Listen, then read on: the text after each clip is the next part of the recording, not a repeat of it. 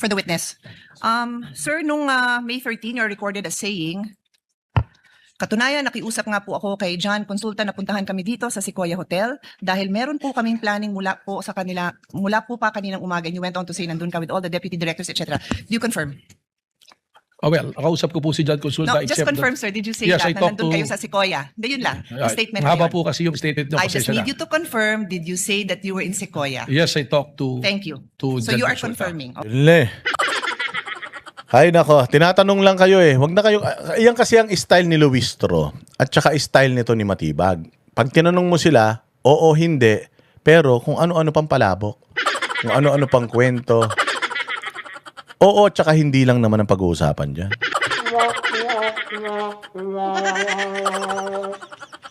Oh, walang due na yan. Hindi pa nila magawa. Yes po. And then later on, dinagdag nyo, wala kami sa Senado, we are on stand down because that's the instructions. Did you also say that? Yes po. Thank you.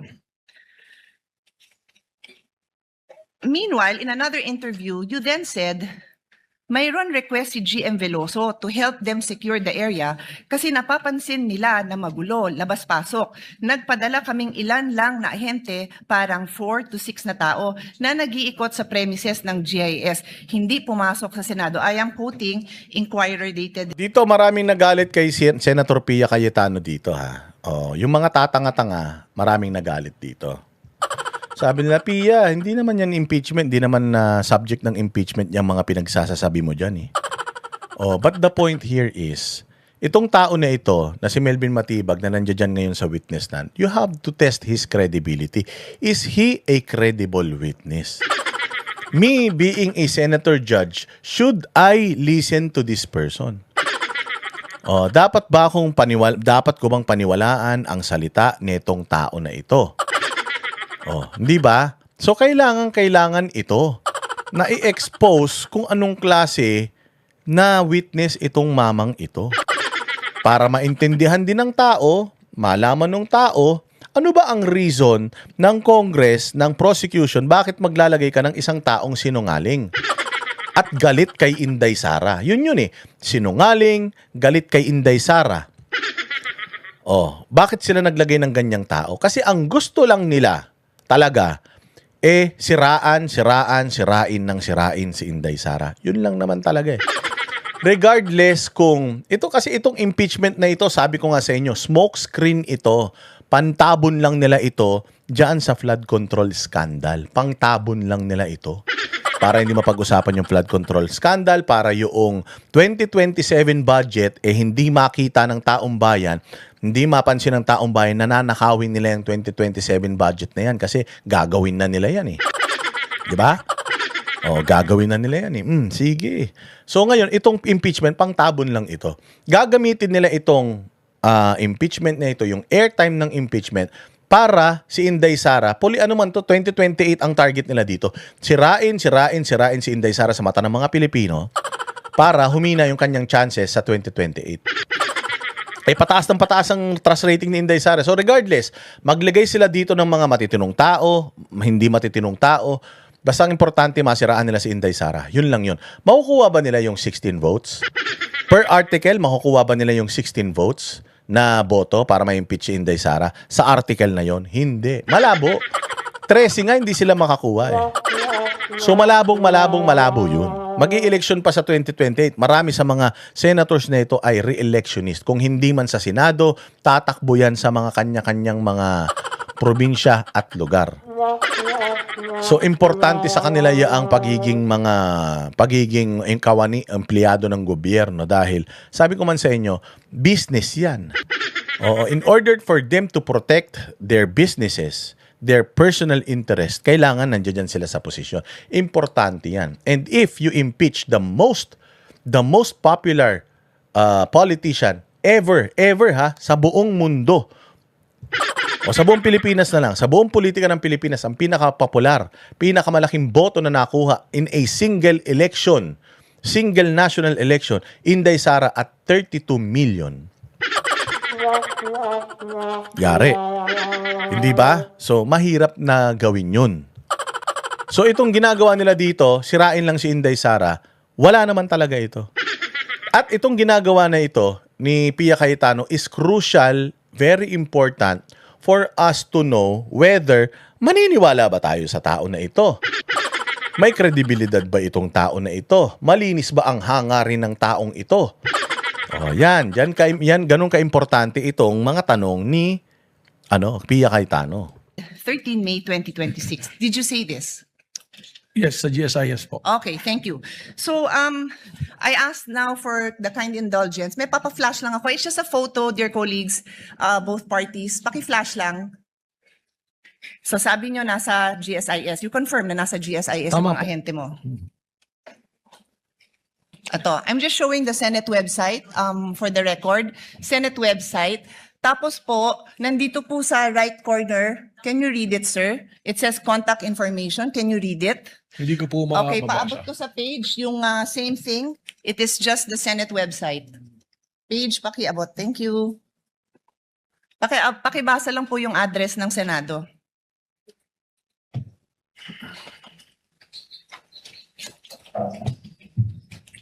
Contact information, GSIS Building, JW Jokno Building, Pasay City, 1300 Metro Manila, 632-8552. Okay na po yung phone number, no need. Opo. So pakiulit, ano hong building? GSIS Building. Opo, kasi nag-iisa lang naman ho ang address namin. Umuupa po kami dito sa GSIS. Iisang building lang ho po yun. And for the record, kung saan nakita yung tao mo, likod lang po yun ng office ni Senator Loren Legarda. Nasa video po yun. I will not bother everyone with that. Kung gusto nyo, presiding officer, I can, but for now, I won't. Kasama po yun sa area na inuupahan ng Senado sa GSIS. We are paying rent for the information of all. So yan po ang gusto ko lang ma-establish. It seems kasi po na you swore an oath, no, to tell the truth, the whole truth, and nothing but the truth. Is that correct? Yes po. Thank you very much. So, sa kaalaman po ng ating mga nanunood at masigasig na taga-subaybay ng mga kababayan natin, Rule 133 on the weight and sufficiency of evidence. Sabi sa Section 1, preponderance of evidence, in determining where the preponderance or superior weight of evidence on the issues involved lies, the court may consider all the facts and circumstances of the case, the witness's manner of testifying, their intelligence, and also their personal credibility. Furthermore, Sinasabi dito in ni Section... Pia Cayetano yung importance ng credibility ng isang witness. Importante yung credibility ng isang witness. Dapat mo ba siyang pakinggan? Dapat ba natin siyang paniwalaan? Importante po ito. Kaya ngayon, ini-expose dito ni Pia Cayetano na what kind of a person is Director Matibag. And if Director Matibag is this kind of a person, and he's here now saying these things, paano tayo nakakasigurado na totoo lahat itong sinasabi niya? Paano niya tayo bibigyan ng assurance na itong lahat ng mga pinagsasasabi niya rito ay talagang para sa bayang Pilipinas? So importante itong interpelasyon na ito ni Pia Cayetano, bagamat maikli lang ito, importante ito.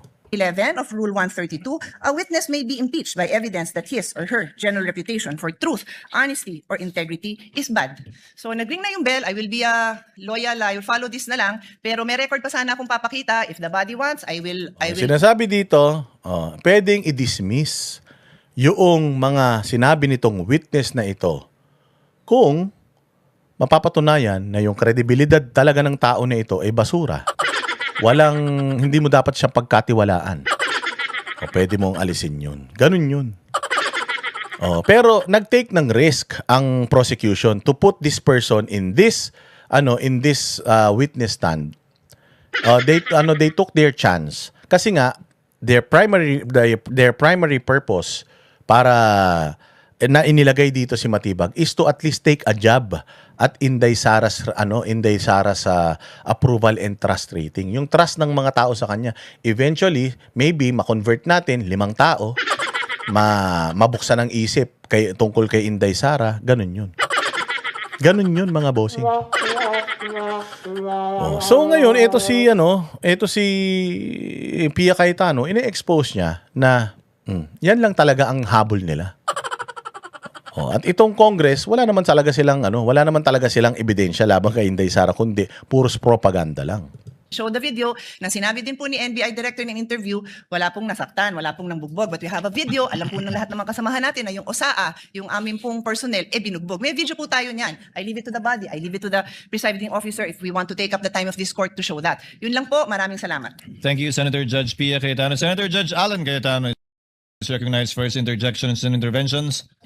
And if there are no other Senator Judge that will do so, the presiding officer shall make his interjections. Senator Judge Alan Cayetano, Before may the, proceed. before the questions, just two manifestations. No? The gentleman may proceed Yeah. with his manifestation. First of all, to the NBI director, he looked at me when I smiled a while ago. I wasn't laughing at you or anyone. Nung sinabi mo lang 6'7" kasi, yung or 7'6", mga pamangking ko, basta sinabing 6'7", nagtatawanan na. Naintindihan ko po. I Nakita ko hope po you kayo weren't, yung iba kasi hindi, baka akala ko anong I ibig understand sabihin. po. And we're on Yes TV, so we can be on opposite sides, but we can be very professional, di ba? Salamat So, po. the second manifestation, Mr. President and Honorable Presiding Officer, you know, much have been said about technicalities, humahaba to, may mga relevant, irrelevant. So I just want the prosecution and defense to know because we're gonna go on a short break. Short lang naman. SONA sa Monday kontra SONA sa Tuesday. Makikita tayo sa Wednesday. Both sides, you're doing a good job. Both sides. I mean, the prosecution, your job, and nakasama ako doon. So I'll be seeing you, Mr. Director. Thank you, Mr. Presiding Officer. Thank you, Senator Judge Alan Cayetano. Senator Judge Amy Marcos is recognized O, ito rin, si Aimee, ganun din. May gagawin din ni Aimee ito. for her questions and interjections. You may proceed, ma'am. You have 2 minutes. Yes, thank you very much to our presiding judge. Kumusta Attorney Mel, Congresswoman Ann, at Ganun din, test din ni Aimee yung credibility ni Matibag. Kasi ganun naman talaga sa korte, testing the credibility of the witness. Yun ang ginagawa ng cross. Magpipresenta yung prosecution and then sa cross ng defense, yun yung gusto nilang patunayan that this person is lying. That this person is not telling the truth. This person is not credible. Therefore, lahat ng mga sinabi niya, alam man yan ni Matibag, alam ng mga lawyers yan, na lahat ng mga sinabi niya dito ay kathang isip lang niya at walang katotohanan. Yun ang trabaho ng defense. The prosecution is doing a good job in presenting this very famous talaga ito si Matibag famous siya. Oo, sa sobrang famous niya, nung nagpunta siya sa Senado, pinagmumura siya ng taong bayan doon. Gusto nga pa nga niyang ipa-aresto. Sa sobrang famous nito ni Matibag, pag pumunta ka sa mga posts tungkol sa kanya, kita mo talaga galit na galit ang tao sa kanya. Ganun siya ka-famous. Hindi siya famous katulad ng mga Duterte na mahal ng taong bayan. Famous siya sa negative na paraan. Parang si Trillanes din. Sikat na sikat si Trillanes dahil sa sobrang inis ng tao sa kanya. Sobrang gigil ng tao sa kanya, kaya famous siya. Yung mga, yan sila falsis, yung mga abogadong mga tanga, yung mga vlogger sa kabila, mga vlogger sa kabila, yan sila Lariga doon. Kaya sila mataas ang engagement ng kanilang social media. Hindi dahil sa nag-a-agree sa kanila yung mga tao, but because binabash sila ng mga tao sa mga comment section ng mga posts nila. Kaya mapapansin mo, si Falsis, nagtitrigger na lang siya ng mga Duterte supporter para pagkakitaan niya yun. Ititrigger niya mga Duterte, magsasabi siya ng mga salita tungkol kay Baste, kay Inday, para atakihin yung comment section niya ng mga haters. At yung haters na yon, mako-convert yon to kita. Oo, engagement nung kanyang page. Kikita siya. Ganun yon, hindi sila sikat dahil matalino sila, hindi sila sikat dahil magaling sila at hinahangaan sila. Sikat sila kasi gigil sa kanila tao. Kilala sila sa pangit na paraan. Ganun yun. Kaya ito, si Aimee, ganun din ang gagawin niya katulad ni Cayetano. Yung credibility ng witness, tinatry niyang i-expose. Paniniwalaan niyo ba to o hindi? Pasok?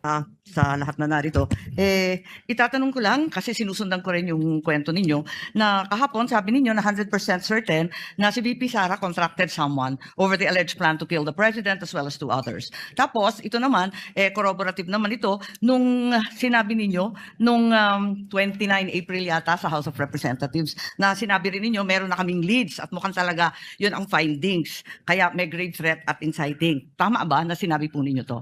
Tama po. Meron pong report po. At alam din natin na nag-file na yung NBI February 2025 na ng inciting to sedition case against BP noong February last year.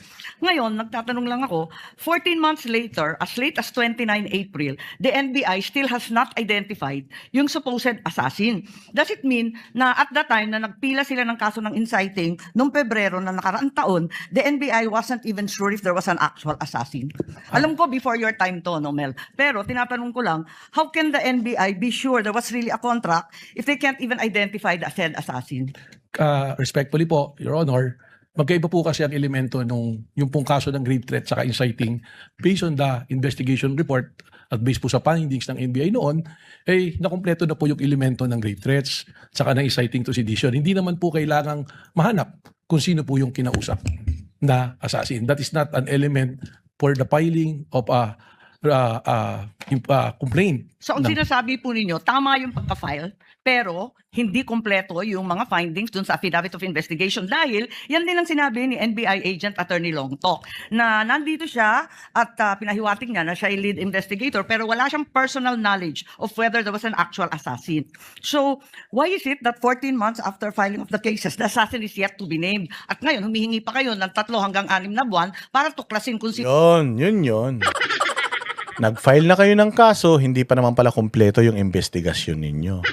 Meron na tayong impeachment dito, nandiyadyaan ka, tapos hindi pa naman pala kumpleto yung investigasyon ninyo.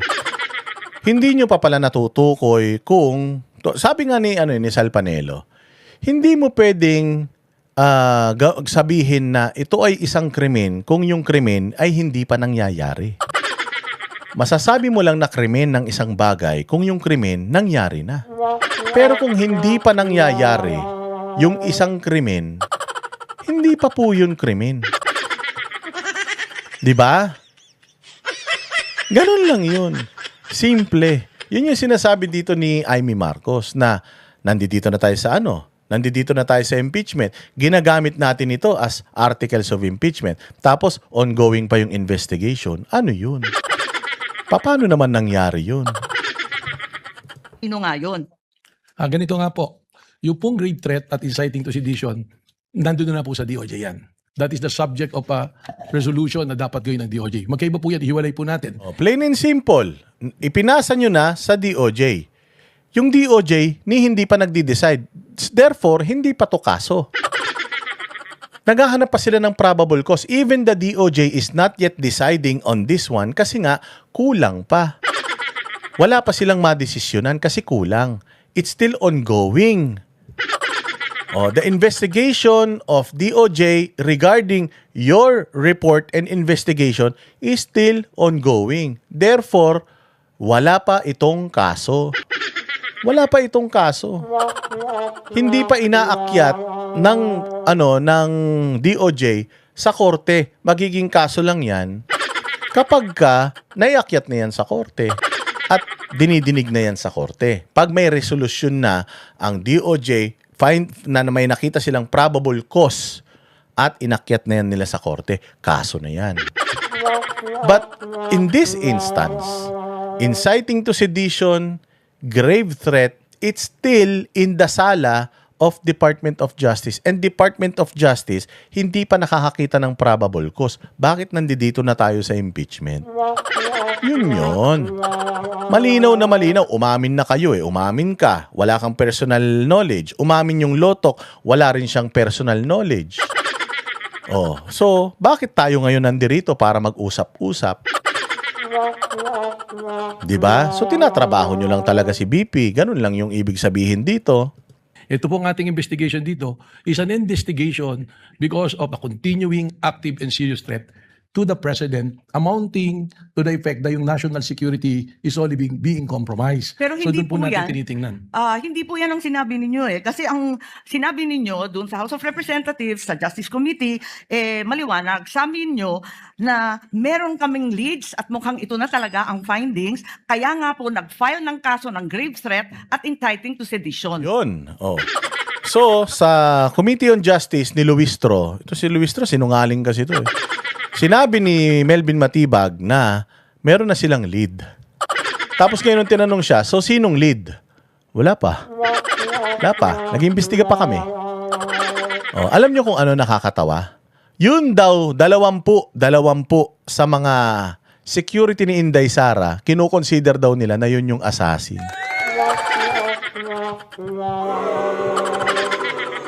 Walang hiya. Etong mga ito, mga ano to, military personnel itong mga ito, mga pulis.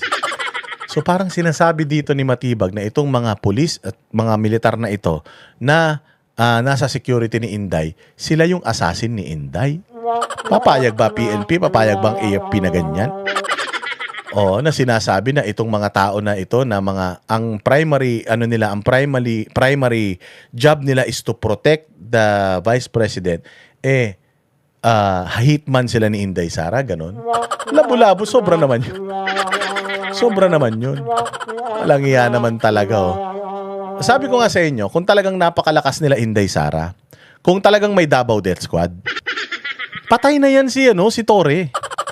Oo, Jing Powers, salamat ha. Kung meron talagang Davao Death Squad, kung meron talagang Death Squad ang mga Duterte, at kung mamamatay tao ang mga Duterte, unang mamamatay yung mga kalaban nila sa politika sa Davao.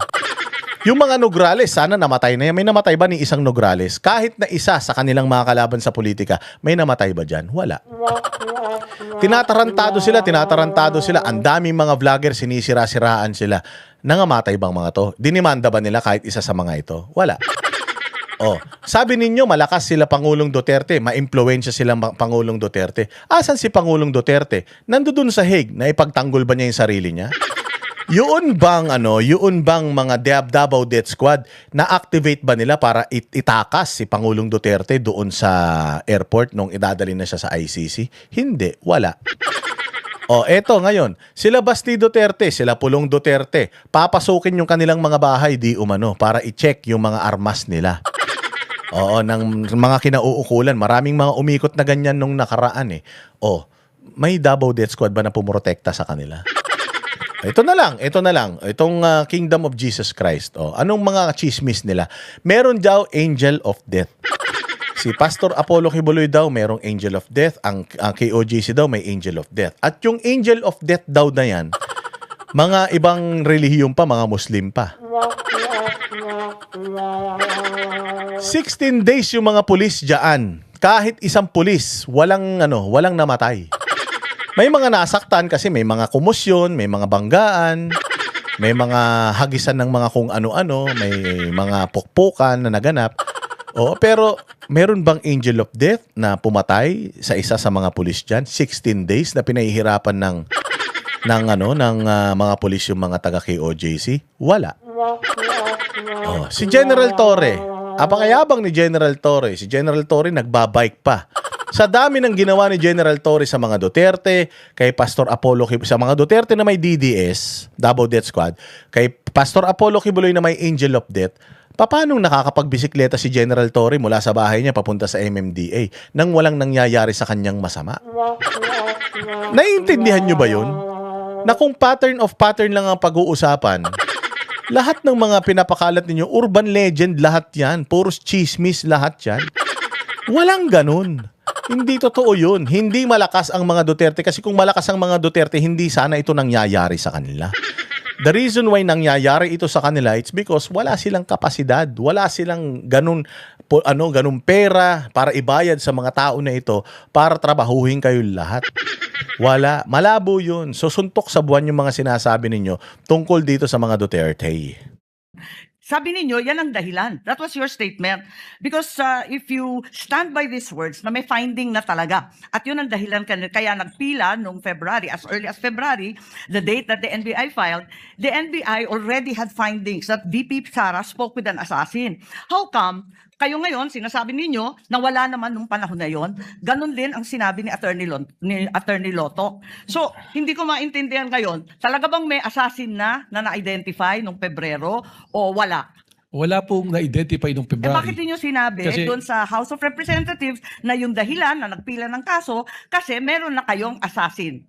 That is totally magkaiba po na issue. Again, babalik po ako. Pareho yung issue kasi yun din lang Paano magkaiba issue? Assassin ang usapan. Grave threats, assassin, may kinontrata na assassin. Ilang beses pa ulit-ulit sa testimonya ninyo na kontrata, assassin. Paano magkaiba yun? Yun nga pinag-uusapan ngayon diyan sa impeachment, yung panapatunayan ninyo na si Inday Sara ay may plano sa presidente dahil may kinontrata na siya. Kung may kinontrata na siya, nasan yung kinontrata niya? Sabi nyo, alam na namin kung sino. Tapos ngayon, under investigation pa. Bigyan nyo pa ako ng 6 na buwan. Ng Justice Committee noon eh. At ang liwaliwanag na sabi niyo, yung dahilan na nakapagpila na sila ay dahil natuklasan na yung assassin. Wala po akong sinabi doon na tuklasan. I also mentioned at that time that there are persons of interest. Again, we have to go back po na yung inciting to the sedition Hawak ko and po grave yung threat. transcript kasi. Okay Oo. po, tama naman po yung binabasa. Kaya nga, nag-file ng kaso kasi meron na kaming leads. Well, ang liwanag ng pagkasabi ninyo eh. We are referring, may lead na nga po, ibig sabihin, yung pong grave threat, completed na eh. Meron ng threat. In fact, tumatawid na po tayo sa merong kinausap. And we are already talking Oo about... na nga, nandun na nga. Nasaan nga yung kinausap? May lead na kayo. Sabi mo, mayroon na. Tapos ngayon, biglang magkaiba. Isang kaso lang mga pinag-uusapan natin. Death threat, grave threat. Yun lang naman. Wala namang grave threat 1, grave threat 2, grave threat 3. Wala namang ganun. Isa man lang ang grave threat. Walang yan na yan. Ngayon na sabi niyo, grabe kayo magsinungaling ha. Doon sa admission ni mismo ni Vice President Sara na meron siyang kinausap na papatay at pumayag yung papatay. Parang napakaliwanag nung sinabi niyo noon at mas malabo di hamak ngayon. Ngayon, bakit kinailangan pa mag-issue ng AO11 kung talaga namang continuing investigation? Dahil ba ito sa April 12 yung sinasabi niyong Rage Coalition?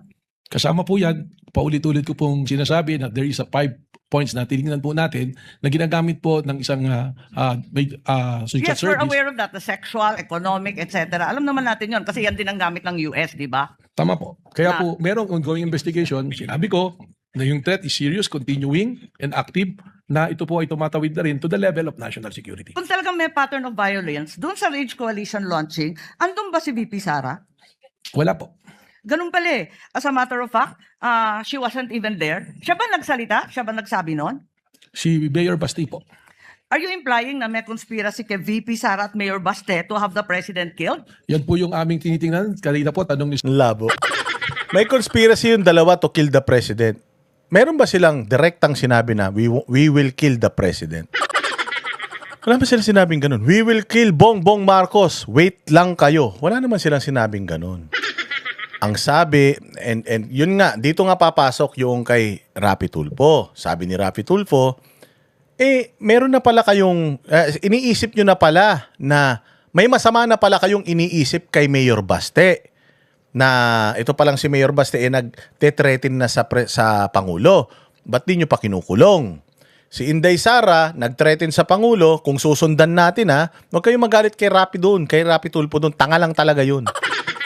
Sabi ni Rapi Tulfo na itong si Baste, meron na siyang ganitong pronouncement, ba't di nyo pa hinuhuli? Etong si Inday Sara, ba't hindi nyo pa hinuhuli? Dati, yung NBI noon, hinuhuli na nila kaagad yung mga ganitong tao kasi nga, delikado yan. Delikado yung mga ganyang pagbabanta. Kung sinasabi ninyo na sa inyong sapantaha ay pagbabanta ito, ba't hindi nyo pa sila hinuhuli? Ang punto rito, maganda yung ipinunto na yun ni Rapi Tulfo Maganda yun. Kasi na-expose ngayon dito si Melvin Matibag na wala naman kasi talagang masamang sinabi si Baste. Nakakasama lang yun sa image ng presidente dahil sinasabi na nakurakot ang presidente, pero wala naman talagang death threat o grave threat doon sa mga statement ni Baste. Bakit? Wala siyang sinabi sa Rage Coalition na patayin natin ang presidente. Ang sinabi niya doon, kayong mga congressman na mga kawatan, huwag kayong mag-alala, huwag na kayong sumama dyan. Itigil nyo na yan. Let us work together to make this country great or better. Ang target lang naman namin, which is, para sa akin, hindi man ako abogado, pero naintindihan ko yung ibig sabihin ni Baste. Ang sabi ni Baste, ang target lang naman namin si Bongbong. Target na patayin? Hindi. Ang nag-come up doon na target patayin, ang NBI.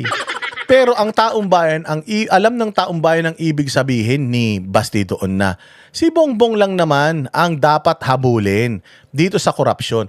Alam namin na kayong mga congressman, kurakot kayo. Alam namin yan. Pero naging parang legal at naging rampant at naging mas matindi ang pangungurakot ninyo dahil in-enable kayo ng mismong presidente natin. Kaya wag kayo mag-alala, damay lang kayo dito o kayo namang mga militar, ganun din. Hindi man kayo mga korap, pero dinamay kayo ng mga korap na mga amo ninyo, general, kung sino man mga matataas ang posisyon, idinamay kayo. Isinama kayo doon sa korupsyon na iyon. Ngayon, hindi kayo ngayon makatalikod. Bakit? Kasi nga, nadamay na kayo eh. Lalabas yung mga pangalan ninyo na nagsipagtanggap kayo. Pero hindi naman kayo ang hahabulin namin kasi damay lang kayo eh. Sino ba ang may kasalanan ng korupsyon sa Pilipinas?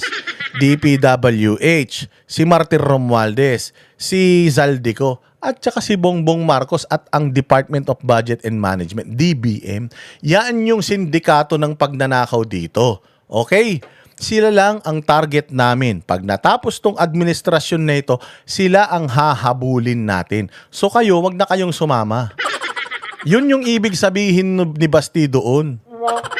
Yun ang ibig sabihin ni Basti doon sa sinabi niya na ulo lang ng presidente ang gusto namin. Ulo ng presidente, meaning presidente. Hindi mismo yung ulo, tatanggalin mo doon sa presidente. Walang ganong sinabi eh. Kulit-kulit nyo eh. Senator Ping Lacson, Tama. tinitingnan po natin kung mayroong sabuatan po na nangyayari. May katibayan ba tayo dito sa conspiracy? Dahil matindi ang pinag-aralan nyo bilang abogado. Sapat ba ito para ipakita na may conspiracy dun sa dalawa? Yun po din yung sagot ko kanina kay Senator Ping Lacson, kaya po hindi pa nakasuhan sapagkat tulad po ng mga kaso na Eksakto, hindi pa nakakasuhan, wala pang kaso, ibig sabihin, wala. So yun ang sagot kay Rapi Tulfo. Rapi, bakit hindi nyo pa inaaresto si Baste? Wala mang kaso, sir, ba't mo arestuhin? Sabi mo, nagsalita siya ng nagsalita siya ng masama sa presidente. Sabi mo, death threat na yung sinabi niya. Ba't hindi mo pa inaaresto? Wala pa nga kami dun eh. Hindi pa nga namin na-establish yun. So hindi mo pa siya pwedeng arestuhin. Therefore, even sila, hirap na hirap silang i-twist. Kaya nilang i-twist yung naratibo sa public opinion, pero sa batas, hindi nila pwedeng i-twist yung sinabi ni Baste because wala doon sa mga sinabi ni Baste sa Rage Coalition na yon yung papatayin ng presidente. Wala. Kaya hindi mo sila pwedeng ikulong, hindi mo sila pwedeng arestuhin dahil walang rason para gawin yun. Pwede mong ipagkalat sa social media na gustong patayin ni Basti si Presidente. Si Inday Sara, pwede mo ipagkalat sa social media na gustong patayin ni Inday si si Duterte, si Marcos. Pero sa batas, hindi mo pwedeng gawin yun. Why? Wala kang ebidensya eh. Yun. pumapasok at alam po ng mga abogado na conspiracy is sometimes harder to prove than the crime itself. That's why we have to make a case build-up para masiguro po natin ng isasampang kaso. Sa ay madaling lulusot. sabi, wala pa pong katibayan ng conspiracy. Yun po yung tinitingnan nga nating anggulo. Kaya Yun nga. tinitingnan. Sumagot ka na lang, may katibayan, wala pa. Nag-iimbestiga ka pa eh. Wala pa. Kung may katibayan yan, hindi sana nakapag-file na kayo ng kaso. But since wala pa, sagutin mo na lang. Meron, wala pa po. Hinahanap pa namin yung koneksyon. Diba? Ba't ayaw niyong aminin yun? Pero sa ngayon, habang tayo ang naglilitis dito, wala pa. Kung meron na po, na-file na po namin yan. Di wala pa. Yun ang sagot. Ang dami mong sinasabi. Ang tanong, wala o meron? Wala. Ginagawa niyong tanga yung mga tao, ginagawa niyo palabok. Di naman kami nag-order ng palabok eh. Yan po, lumusot ito under Memorandum Circular number 20 of the Department of Justice. Ngayon, reasonable certainty of conviction. Alam natin yan. Ang sabi ninyo, yung Special Task Force, ano ang gagawin ng Special Task Force kung natumbok na rin yung assassin nung Pebrero pa?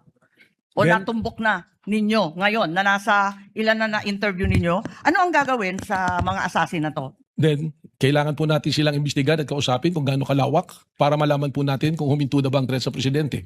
Sapagkat alamin natin kung sino po ang makausap. Dahil maraming nagtatanong kung bakit pa kailangan mag-case build-up Alam ninyo, ang threat sa presidente, vice president, sa Supreme Court Justice, Senate President, sa Speaker of the House, ongoing ang threat na yan. Hanggat nandiyan sila sa posisyon, may threat. The reason why, meron silang mga bodyguards. The reason why these people na mga businessman may mga bodyguards. The reason why may mga bodyguards yung mga tao, it's because there is a threat sa kanila. Why? Ang threat sa kanila is yung yaman nila. kung ano man ang meron sila na pwedeng makuha sa kanila, yun ang threat sa kanila. Kaya meron silang mga body workers. So continuing 'yan. Ang threat sa Pangulong Duterte is continuing. Simula nung umupo yan hanggang matapos ang termino niyan. Kaya nga kahit tapos na termino niyan, meron pa rin niyang security na nakadetail sa kanya kasi nga importanteng tao yan. Maraming kalaban yan. Kaya maraming pwedeng gumawa ng hindi mabuti sa kanya. So, ang threat sa Pangulo, hindi yan hihinto. Continuous yan. Hanggang matapos at hanggang sa susunod na buhay niya, meron yan. Anong pinagsasasabi na naman nito ni Sir? Eto na tayo sa impeachment trial, eto na tayo na wala pang actual assassination, kaya hindi naman maintindihan kung ano pa ang silbi ng Special Task Force. Alam po ninyo, yung pong dito sa impeachment, magkaiba po yung requirement eh. Hindi naman po natin kailangan pang ipresenta kung sino yung kinausap na assassin. Ang importante lang po rito, Ang importante, siraan si Inday. Ganon. Hindi ba? Sa kanya rin, sa bibig niya rin lumabas. Kinabahan si Luistro dito. Dito po, hindi po importante na maipakita natin yung ebidensya. Ang importante rito, maikalat natin na si Inday gusto niyang patayin si Presidente. Trial by publicity lang po ito, ma'am. Politika lang ito. Sabi ko nga noon kay Manny Pacquiao, di ba? Anong tayo? Wag na tayo maglokohan. Politika lang to, di ba? Yun yung sinabi ko, kaya galit na galit si Gatchalian doon sa unang video na pinakita natin. So sa kanya rin galing. yung admission mismo ng Vice Presidente na humanap siya ng mamamatay para patayin ng Presidente at iyon ay pumayag. Doon po papasok na yan. Dahil po, respectfully, Yan na. So sabi niya, hindi na kailangan ilabas dito kung sino yung mga gustong pumatay, assassin at kung sino-sino pa. Ang importante lang dito pag-usapan natin, yung sinabi ni Inday Sara, paikot-ikutin lang natin doon. Kasi masisira pangalan ni Inday ron. Akala nyo masisira yung pangalan ni Inday ron. Habang sinisira nyo si Inday nasa Europe. Bibisita na naman siya sa tatay niya, may kipag-meet na naman siya sa mga Pilipino. Patuloy siyang minamahal ng mga Pilipino habang sinisira nyo yung kanyang pagkatao. At hindi po kayo magtatagumpay, hindi kayo nagtagumpay. Sa tatlong ipinresenta ng prosecution ng mga taga-NBI, wala po silang pasabog. Sumabog ang mga ngusok nila sa kasinungalingan nila. Diba?